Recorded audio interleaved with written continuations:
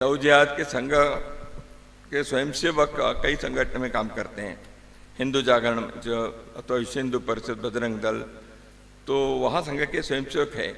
संघ सीधा संघ तो शाखा चलाते स्वयंसेवक निर्माण करता है।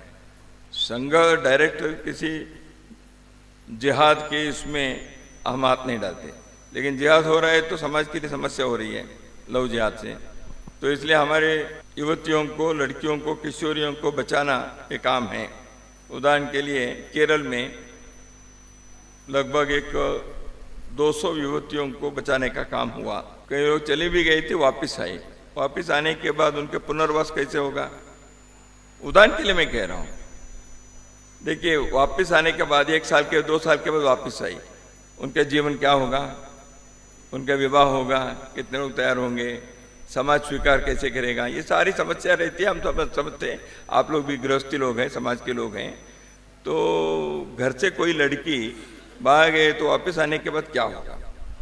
इसलिए रिहैबिलिटेशन एक बहुत बड़ा काम वहाँ की एक संस्था ने किया, संघ उसके पीछे पूरा खड़ा रहा।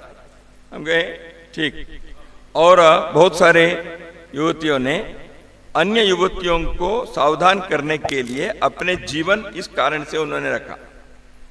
जो वापिस आई वो घर नहीं बैठी, वो हिम्मत नहीं हारी। उन्होंने कहा हमको बचाए हैं, अब हमारे कर्तव्य है हम बाकी युवतियों को बचाएंगे।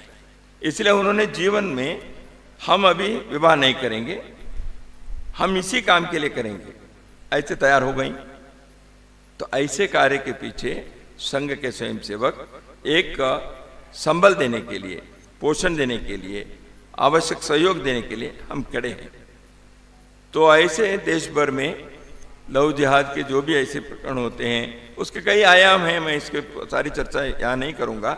उसके कोर्ट के मामले हैं, घर परिवार के मामले हैं, जाति बिरादरी की कुछ समस्या रहती है। कोई लड़कियाँ है तो परिवार तैयार है, बिरादरी तैयार नहीं रहती, बहुत सारे ऐसे हैं।